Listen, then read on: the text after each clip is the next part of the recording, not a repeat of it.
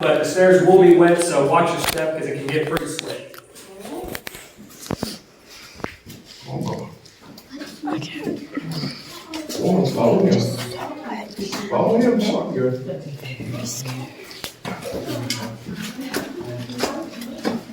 I don't want to scare very easily, but I'm very scared right now. Okay, let's tight. Okay, tight here. Very scary here. Okay, we gotta really.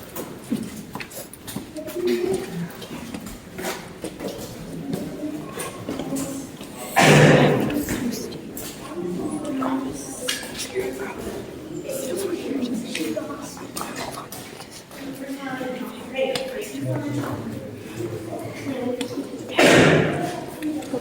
Hold on, footage for you guys because it's very hard to film in here. It's about all we need that, just because we've got everybody sometimes have all their attentions. Oh, there's water in there. It's crazy, bro. Look how high that goes up. There's like 30 feet right there. I like this one here, just because that's cool.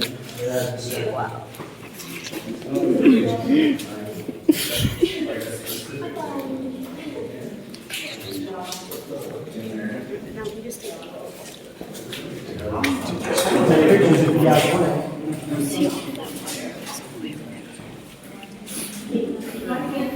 While we wait for a minute. It is so amazing.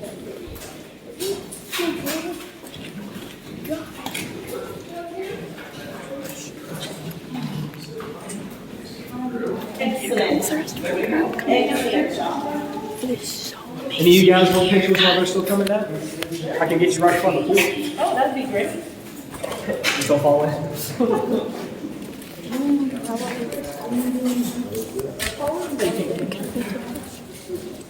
Just while So we kind of wondered how you made it all this way with sunglasses. Brennan, I think they want you in the picture. Our whole crew. Jeff, Dad. I'm in here angry. Put the phone down. Oh. scoot back a little bit, if I get you all in. All right, everyone ready? Yeah. 3, 2, 1. Let me take one more. All right. Awesome, thank you.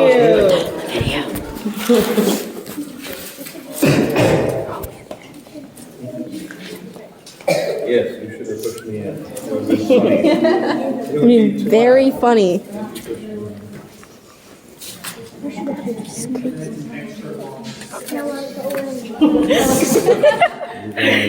You're going in. Oh. First your head first. Are we walking on the wall?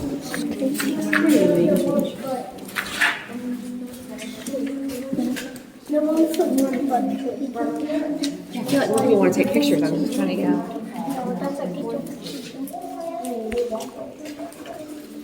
The water is cold. It's so slick in here, guys. Here, you guys. Come this way.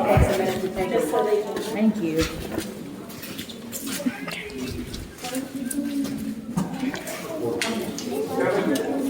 We're not allowed to touch it very much.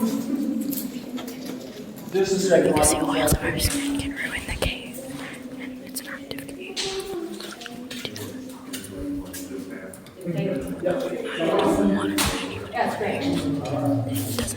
All right, now that everyone's down here, take it out of the way so I won't blind any questions. But this right here behind us, where we came from, is actually the largest deposit of onyx in the state of Kentucky. That whole column right there is called Onyx Column. And we walked around it coming in here.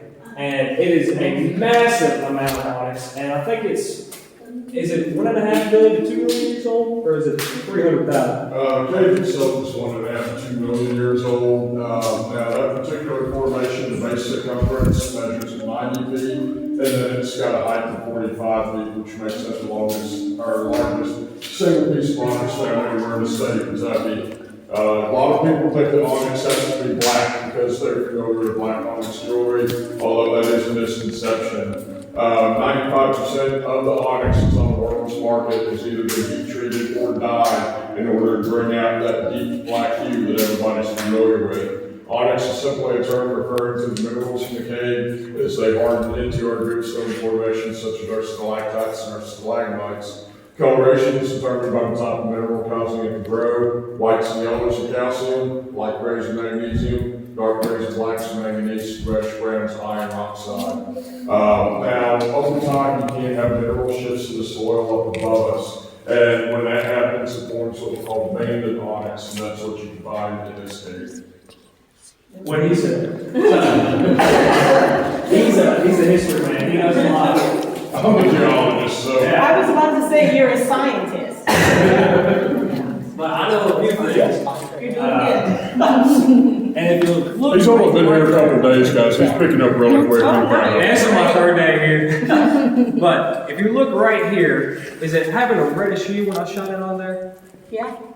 It is on the other side? A little bit better Right place here. right behind it. To your right. Oh, there. Yep. That piece right there. Tell them what it is. About to say, you guys don't see a red hue in it? Yeah. Well, that's called cave bacon. And the reason it's so red is because it has a large amount of iron in it. And it's kind of the same thing as like, if you put your hand in front of the flashlight, see how it shines red? That's all the iron in your blood. And the light's reacting with the iron to make that color. And it's doing the same thing up here with the cave bacon. So I wouldn't recommend eating it though. I'd say it tastes terrible. But another thing we can look at, which I'm going to turn the light on for, is this right here, which is the cave pool. And you'll see when we walk up there, water is coming in from the side of the cave and coming into the pool.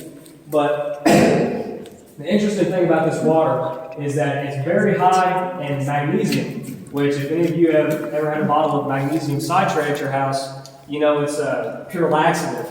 So I wouldn't recommend drinking the water because you'll be running the porta potties right out in front of the picnic area. But this used to be a wishing well, and they eventually brought in two 55-gallon drums and scooped all of the coins out of it. And we still have some actually on the mantle of the gift shop. So you'll see a little glass jar, and that's some of the coins that have been sitting in this water. And I don't know how long they had it in there, but evidently it's a pretty long time because they filled those gallon drums up.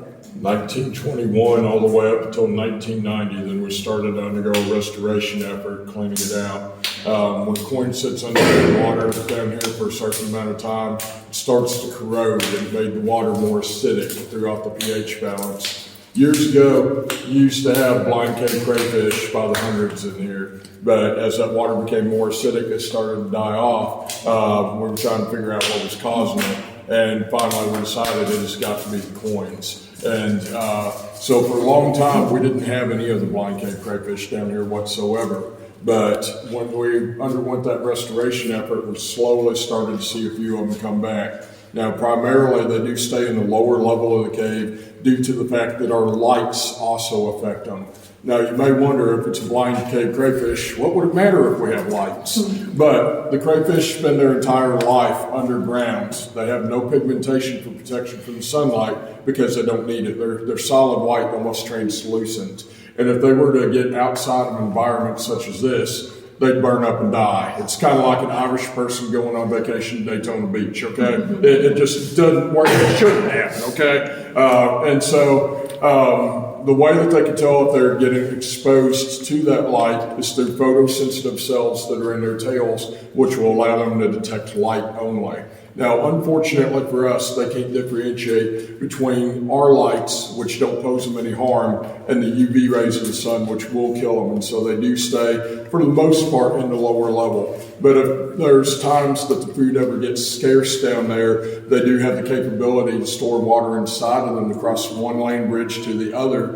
And so they'll actually be able to come up here into the pool and hunt for the pool. Once they clear out the food source in here, which takes roughly anywhere from about 24 to 36 hours, then they'll return back down there to that lower level. So it's a very rare sight that we do see them, but they are here.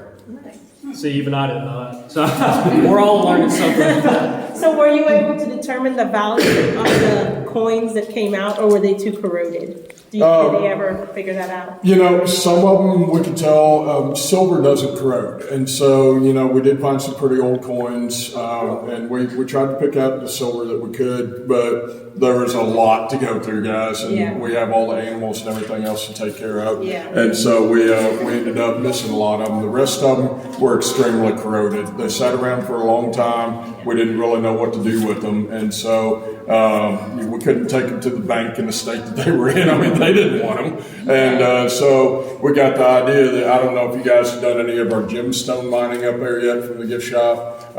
We do sell bags of gemstone stuff, take them across the road to the sluice. But what we did was to take a handful of those coins and we throw them in a bag with sand as well. And we sold those as historic cave coins. One truck driver came through here. He brought 2 bags of them, ended up getting a rare silver coin that was worth approximately $10,000. We're still kicking ourselves over that one. But he came back and bought like 20 more bags. We're like, man, you must really like these things. He's like, yeah, I'm going to play lottery again. So that's what happened to him. Cool, very cool. Well, when he was talking about the Restoration Act, where they scooped all the coins out, they also did this, and this was in 1988 when they passed this. It was Kentucky legislation, and they said, all right, we can't have you guys harming the caves in any way, shape, or form anymore, because they realized, wow, these things, they're going to stop growing if we keep harming them, and, you know, we want to preserve what's ours. So, right over here, you can see all these names, and used to, when they give these cave guides, they would actually want you to sign the cave wall. And of course, you just take a stone or whatever else and you scratch it on the wall and bam, your name's there forever. But they were eventually like, hey, we should probably stop doing this. And they quit with the 1988 legislation. But up here, if you can see this very faint black lines right here, I don't know if you guys can see it or not, but that is the only signing, as far as I know, in this cave, where they took candles and they held the candle up and the soot actually burned the signature onto the cave. And you see that a lot in Mammoth Cave. That's the first time I'd ever heard of that. But they would use lanterns and candles, and they would burn their signatures in with soot, and it still hasn't washed off. And I think that was back in the early 1900s, if not 1800s, when they did that. So that's pretty cool. Would have been early to mid 1800s. Nice. And then up here, you'll see on the right side, there's a signature that dates back to 1865, and it was carved with a stone. But if you'll follow me real quick, watch out, it's all wet right here. Here with me again.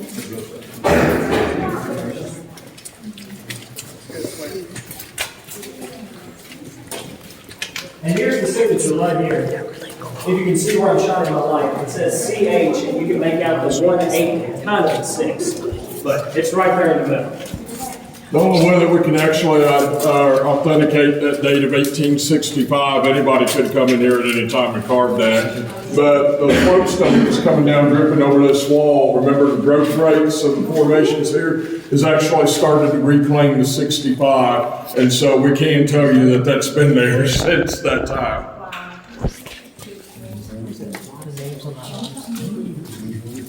Yeah, those signatures go even all the way up to this side. As you can see, they go up pretty high. So you can make out a Jim S right there. I don't know what year. It looks like 65. 1965.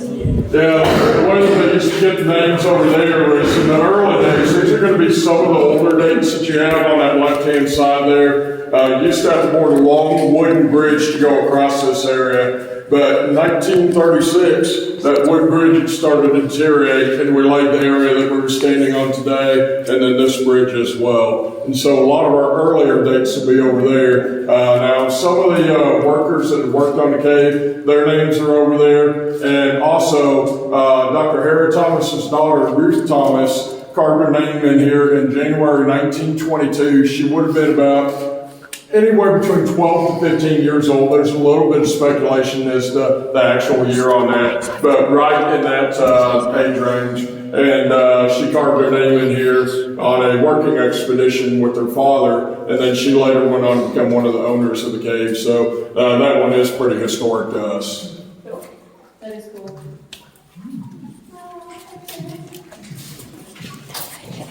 You guys can see over here, this is what I was talking about. The water's kind of coming in, and once it gets enough over this little ledge, it leaks into the pool. Here, I'll move up a little bit so you guys can see. So this water's coming in from that side of the cave and leaking into the pool and filling it up. But watch this step over here. It does get kind of twisty and turny. In water right now because it's so much coming in to the pool.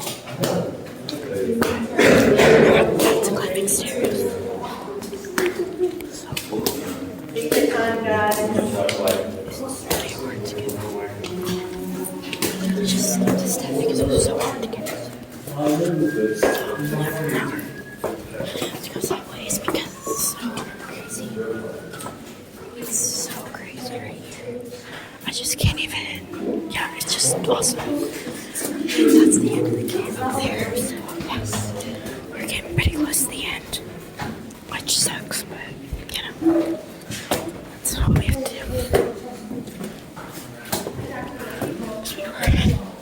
It's not that big of a cave. It's a lot bigger ones, including Mammoth Cave. But yeah. Stuff up here, ask if they have any questions on anything. I was going to mention the cave collapse, so I totally forgot to talk about that. Yeah, I think that's really interesting. I didn't know about it. Kind of running out of time here on that one. Really? Yeah. Should we just head out there? Yeah, just ask if anybody has any questions and tell them when I get to the top of the hill, go to the right.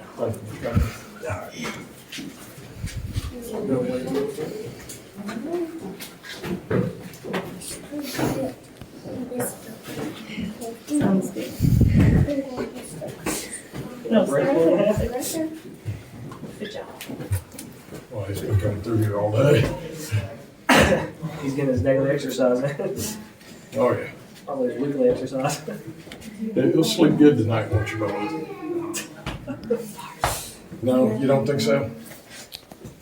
I'll give it 5 minutes in the truck and right on the light.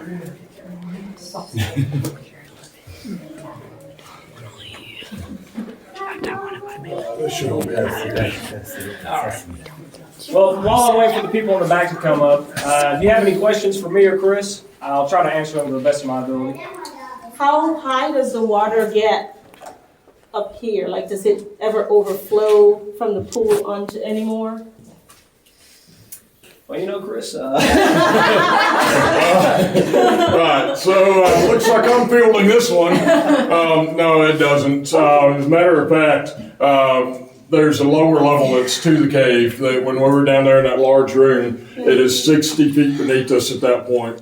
Now, the entrance to that lower level is actually going to be the hole that was walled off when you first entered into that room. Yeah. Now, when we built that area up in 1936, we didn't want to block the natural water flow to the cave, and we also didn't want that area to flood. And so there's a pipe laid underneath where we were standing that connects that pool over there to that hole. When the water fills up to a certain level, which is roughly about 3 feet deep, the water starts to flow through that pipe and then drains on down quicker than it could ever fill up, and so we will never flood in here. Okay, sweet. That's What are nice. crayfish That makes eat? sense. Crayfish are going to eat a tiny invertebrate that's called an isopod. Looks like a little millimeter-long centipede, solid white as well. They spend their entire life down here underground. Now, what they'll do is they'll eat the bacteria around the watery areas of the cave, and then they'll crayfish will come up and they'll eat the isopods. Now, bacteria can be caused by a number of things, such as algae growth, but primarily we also have cave crickets that are in here, and their feces tend to drop everywhere. So you're getting plenty of bacteria. Nice. It's the circle of life. It is, yes. And one thing I forgot to mention back there, which I'll try to make it quick because we're pretty much out of time, was this cave actually